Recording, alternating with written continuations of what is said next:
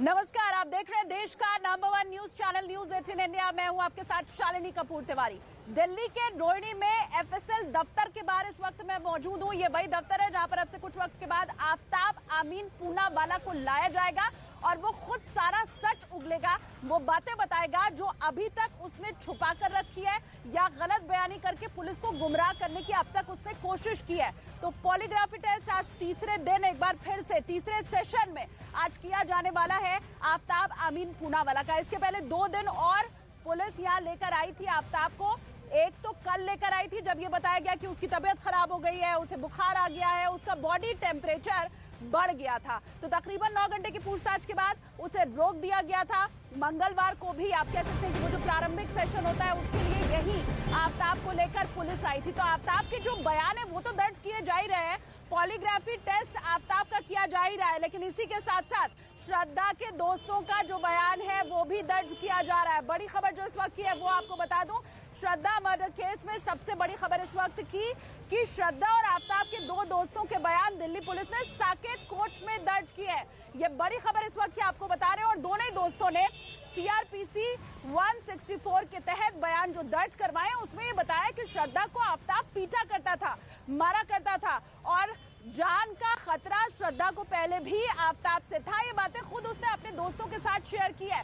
तो एक तरफ तो आफ्ताब का पॉलीग्राफी टेस्ट और उसके बयानों को दर्ज किया जा रहा है और वहीं दूसरी तरफ आफ्ताब और श्रद्धा के जो दोस्त हैं उनकी बातें भी रिकॉर्ड की जा रही हैं। मेरे सहयोगी आनंद तिवारी इस वक्त मेरे साथ जुड़े हैं, उनका मैं रुख कर लेती हूँ। आनंद, जो 2 दोस्तों ने बयान दर्ज कराए हैं अपने, उसमें वो साफ तौर पर कह रहे हैं अंदेशा ये पहले से था, श्रद्धा की जान को खतरा था। क्या जानकारी इस बाबत?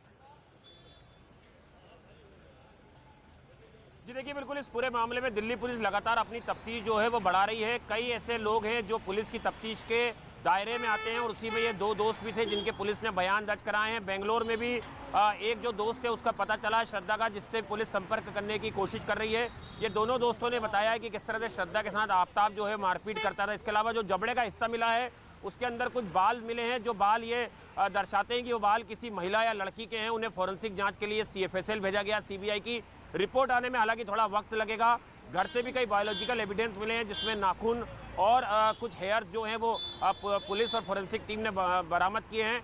और इस मामले में कल ही दिल्ली पुलिस ने खुलासा कर दिया था कि 1 से ज़्यादा हत्या में जो इस्तेमाल करने वाले हथियार है वो 1 से ज़्यादा थे और उनकी तलाश के लिए लगातार जो है वो सर्च ऑपरेशन दिल्ली और दिल्ली के आसपास के जो बॉर्डर्स हैं वहाँ पर लगातार जारी है।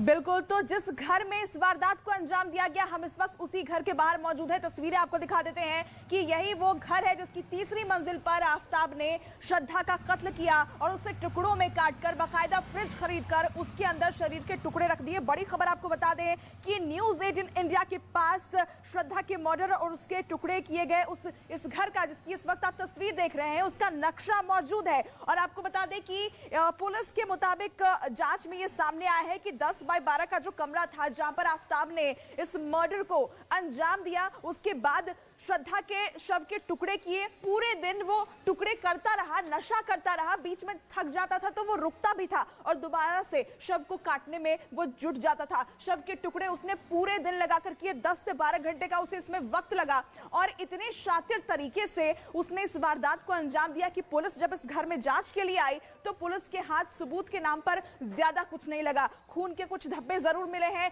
कुछ हथियार बरामद हुए हैं। हालांकि उन हथियारों का इस्तेमाल इस कत्ल की वारदात में किया गया कि नहीं, ये सब अभी जांच की प्रक्रिया में सामने आने वाला है। लेकिन यही वो घर है जहां पर आपको बता दें कि श्रद्धा और आफ्ताब लिव इन में रहा करते थे और उसके बाद गुस्से में आफ्ताब कह रहा है कि मैंने कत्ल कर दिया और ये सब हीट ऑफ द मोमेंट में हुआ। गुस्से में श्रद्धा का गला दबाकर उसकी हत्या कर दी और जब हत्या कर दी तो उसके बाद शव को ठिकाने लगाने के लिए पहले उसके टुकड़े काटे गए। फिर यहां से कुछ दूरी पर जहां पर मेहरौली का जंगल है वहां पर 18 दिनों तक वो हर रात जाकर शव के टुकड़ों को फेंका करता था। एक रिपोर्ट दिखाते हैं आपको।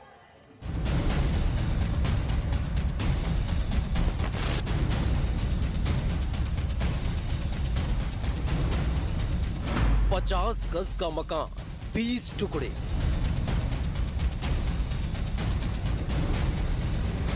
बेरहमी की गवाही देगा घर का कोना कोना।